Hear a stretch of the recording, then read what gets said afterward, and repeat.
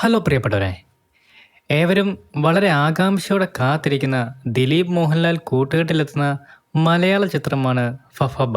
ഇപ്പോൾ ticket booking തുടങ്ങി മണിക്കൂറുകൾക്കകം തന്നെ 30,000-ത്തിലധികം ബുക്കിങ്ങുകളാണ് ഭയം ഭക്തി ബഹുമാനമെന്ന ഈ ദിലീപ് ചിത്രത്തിന് ബുക്ക് മൈ ഷോ വഴി കിട്ടിയത്.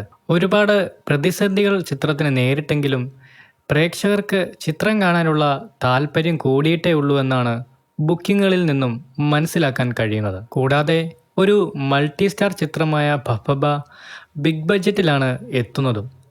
കഴിഞ്ഞ ദിവസം റിലീസായ ചിത്രത്തിൻ്റെ ട്രെയിലറിന് മികച്ച പ്രേക്ഷക പ്രതികരണമാണ് കിട്ടിയിരുന്നത്. യൂട്യൂബിൽ ചിത്രത്തിൻ്റെ ട്രെയിലർ ട്രെൻഡിംഗ് ആയി മാറിയിരുന്നു. ഇപ്പോൾ ബുക്കിംഗ് ചാർട്ടുകളിലും ചിത്രം ഒന്നാമതെത്തുമെന്ന സൂചനകളാണ് നൽകുന്നത്. പല തിയേറ്ററുകളിലും എക്സ്ട്രാ ഷോസും ഇപ്പോൾ ആഡ് ചെയ്യുന്നുണ്ടെന്നാണ് വരുന്ന റിപ്പോർട്ടുകൾ. ഗുഡ്വിൽ സിനിമാസിൽ നിലവിൽ എക്സ്ട്രാ ഷോസ് ആഡ് ചെയ്തിട്ടുണ്ടെന്നാണ് ഉടമകൾ അറിയിക്കുന്നത്.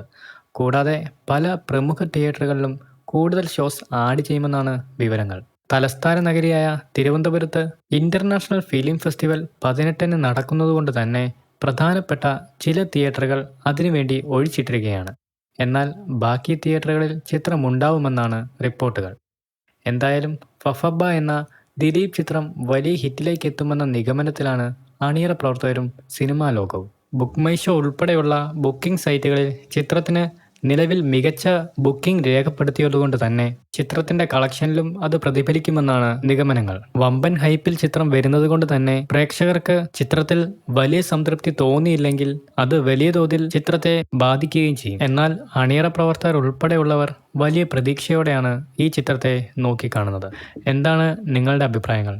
ഉറപ്പായും കമൻസായി രേഖപ്പെടുത്തുക. കൂടുതൽ സിനിമാ കായിക വിശേഷങ്ങൾക്കായി നമ്മുടെ ചാനൽ സബ്സ്ക്രൈബ് ചെയ്യുക. താങ്ക്